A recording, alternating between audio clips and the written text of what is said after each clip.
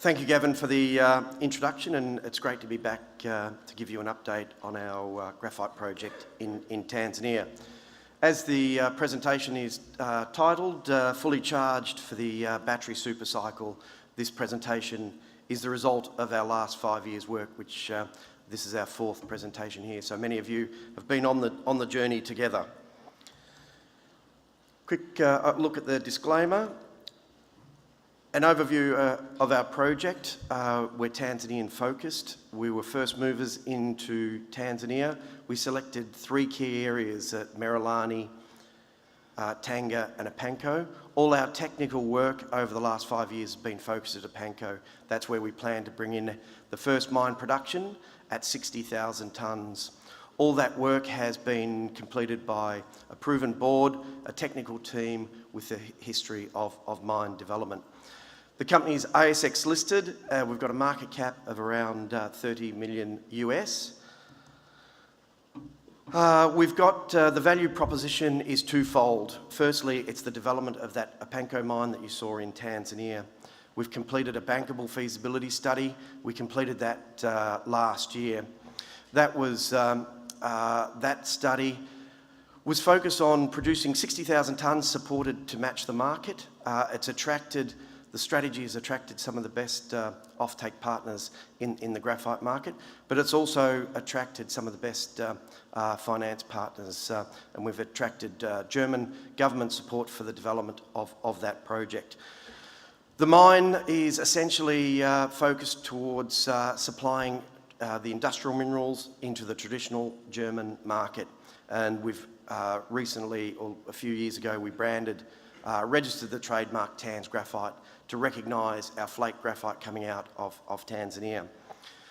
Running in parallel to that is we take our own graphite, Tanz Graphite, and we can value add it. And this is the other value proposition that we've been completing over the last year. We've completed a feasibility study on that process. During that study, we've developed proprietary technology in the purification, and that is incredibly significant given that the major supply of graphite is coming out of China, and there's no other supply.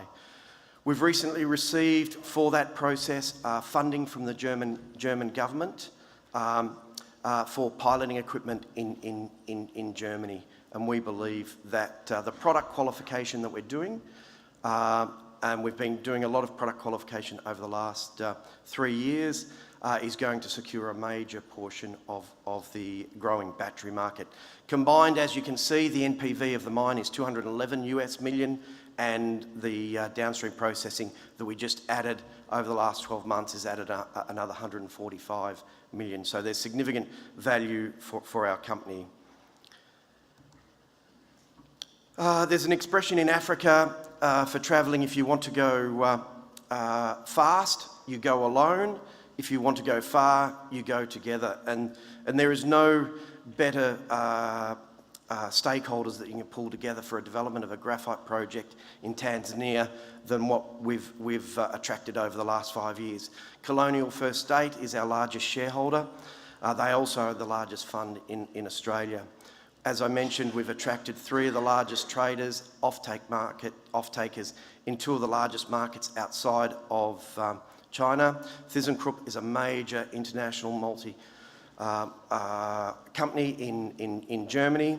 Sojitz is the leading battery trader in Japan, and we've got the largest European trader. KfW is the largest state-owned bank, government-owned bank that is leading our lenders, and that is supported by a UFK loan guarantee. EFIC, Australian Export Guarantee, and Nedbank, Australia's largest investment bank. All the technical work has been carried out by leading, experienced technical consultants, SRK, GR Engineering and CSA. We've also got Pro Graphite in Germany, who is a graphite specialist, and we've branded our 2 products, Tanz Graphite and EcoGraph, as the eco-friendly battery graphite. Tanzania, we're all ready to lodge for credit approval for that loan guarantee. all the documents are in place for that loan guarantee and credit approval. However, we did see, unfortunately, for our shareholders, that the Tanzanian government changed their mining laws, and that has delayed us 12 months.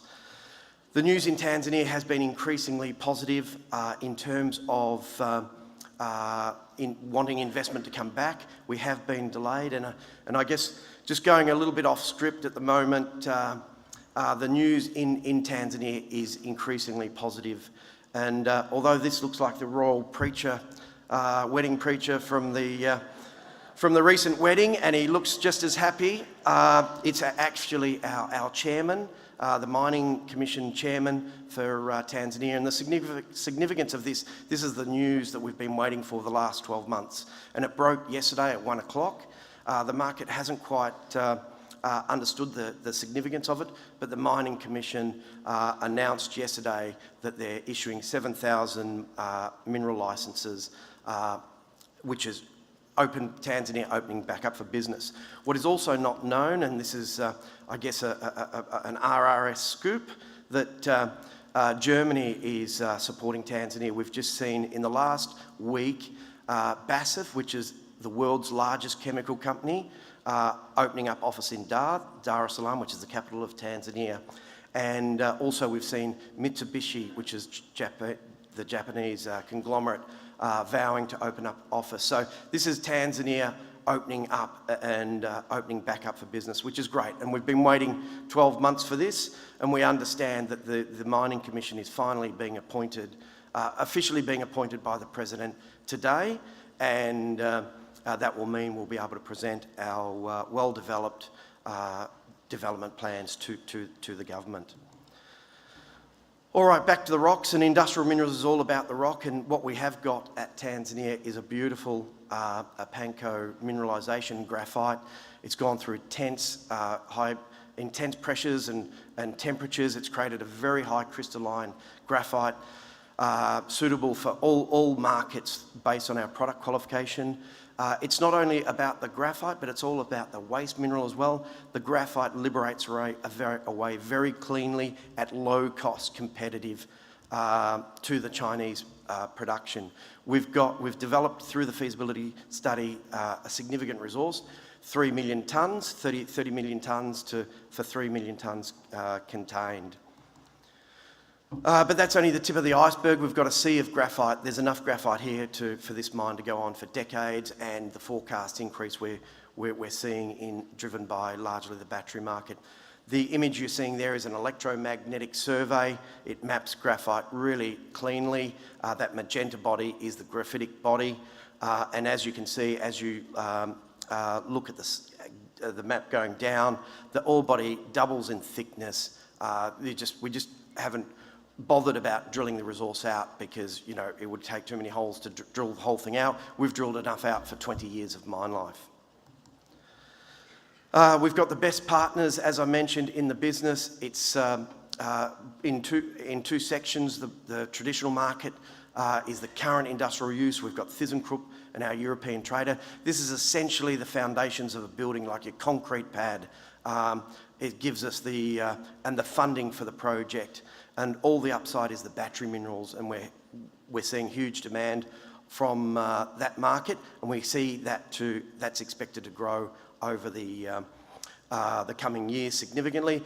We're in discussion with a number of other groups, battery groups, both in Germany and Japan and Korea.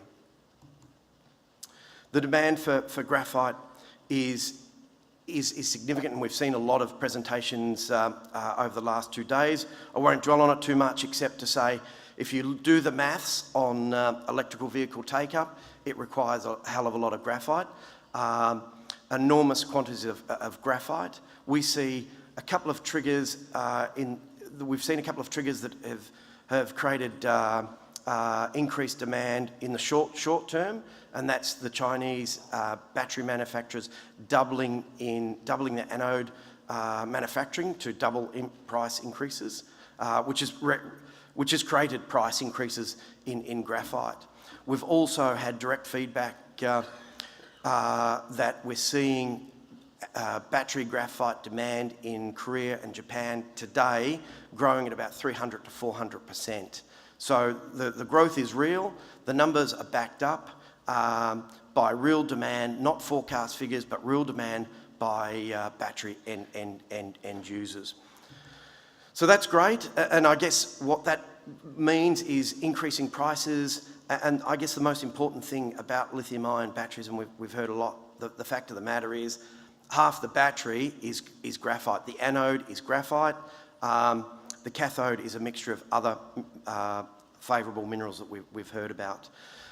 So that going to put a huge demand on graphite. The installed capacity going into car manufacturing is lithium-ion batteries. The Germans are putting lithium-ion batteries into their cars. This is a pouch cell that you're looking at. It was developed in Germany by our partners, and it's a prototype of what the Germans are going to potentially produce. We believe that the Germans are going to come up with a second generation lithium-ion battery, which will be more powerful, efficient than what's on market at present. As I gave an overview at the beginning, we've completed a feasibility study based on 20,000 tonnes. Again, that's matched to market demand, current market demand. That feasibility study has developed a purification method that is proprietary. We're patenting that process. We've done all the product qualifications, an enormous amount of product qualifications with every battery group. We've built a piloting plant in Germany, and we've received funding from the German government. We've received $100,000 for our equipment in the pilot plant. So that's enormous. Also, we're going to use this pilot plant. We've sourced 8 other existing graphite sources globally where we're applying this processing technology. So the downstream processing strategy can be detached from a panko if we can prove the processing of a proprietary process on other sources. This is the update on the piloting plant. The piloting plant is very focused on optimising the consumables to bring the cost down even lower, although at present we're cost competitive with China.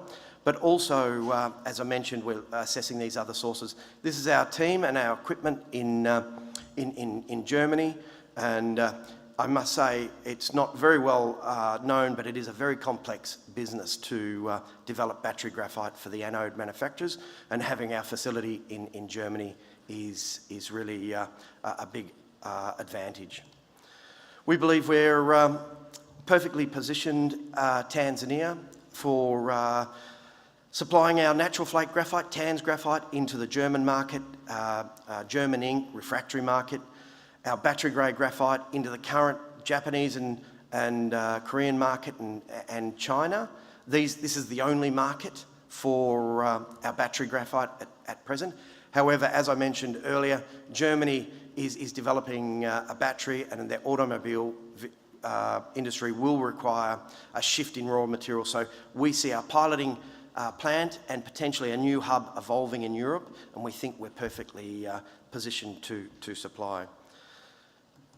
So from an investment case from Kibaran, we've got twofold: a mine development that is button ready. We're just waiting for presenting our development plan to the government, which is very close now. It's been a long wait, but the wait is going to be worth it because that funding is blue chip. It's German government backed, and we've got the downstream processing with Apanco. We've got a market cap of $30 million US. We've spent $25 million in the ground over the last 5 years, and we've got a net present value of 356, which is equivalent to around 470 Aussie, which is a significant uplift where we sit today. So thank you for your time, and it's great to be able to share the update with you, and look forward to coming back next year.